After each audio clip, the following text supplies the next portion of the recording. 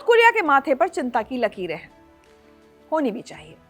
दरअसल खबर यह है कि अमेरिका अपने कुछ एयर डिफेंस सिस्टम्स को कोरियाई प्रायद्वीप से हटाकर मिडिल ईस्ट की तरफ भेज रहा है। यही वजह है कि सोल बेचैन है और प्योंगयांग को लगता है कि मौका हाथ आया है।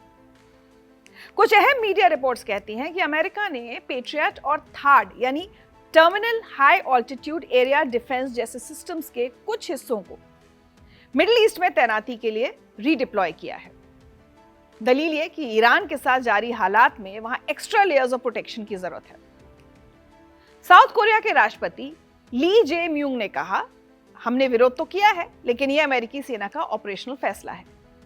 वहीं पेंटागन खुलकर मूवमेंट डिटेल्स पर कमेंट नहीं करता। लेकिन सोल में यह सवाल उठ रहा है, क्या इससे हमारी डेटरेंस लेयर या सुरक्षा परत कमजोर हो जाएगी?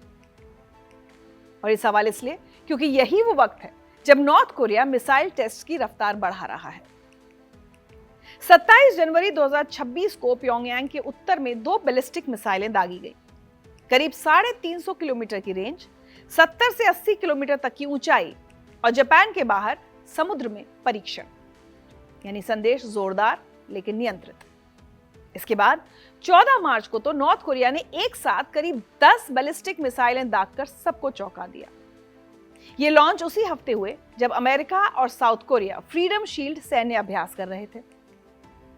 अब मिसाइल टाइमलाइन को थोड़ा और साफ तरीके से समझिए। जनवरी 27 को जो 2 मिसाइलें दागी गईं, उन्होंने 350 किलोमीटर की रेंज दिखाई और जापान सागर की तरफ गिरी।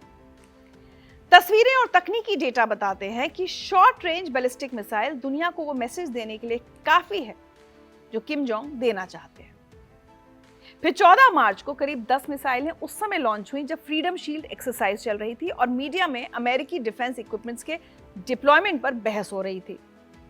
ये वही पैटर्न है जिसमें नॉर्थ कोरिया दुश्मन देशों के वॉर एक्सरसाइज के दौरान ताकत दिखाकर संदेश देता है कि उसे कमजोर या शांत समझने की भूल करना गलती साबित होगी।